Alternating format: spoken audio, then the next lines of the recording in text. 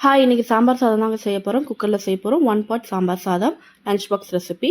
அதுக்கு குக்கரில் தேவையான அளவு எண்ணெய் சேர்த்து எண்ணெய் நல்லா சூடானோடனே நீட்டில் வாக்கில் வெட்டியிருக்க பெரிய வெங்காயம் சேர்த்திக்கிறேன்.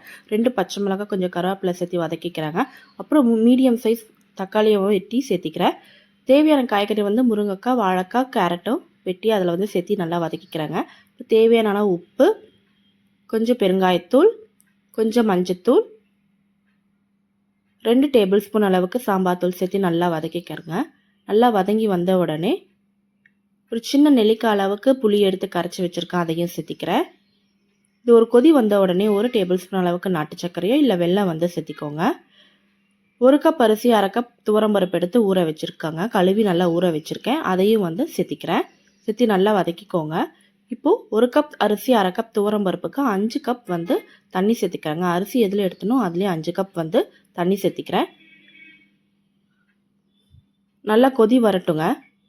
கொதி வந்தோடனே உப்பு காரம்லாம் செக் பண்ணிக்கோங்க. செக் பண்ணிவிட்டு குக்கரை மூடிக்கோங்க.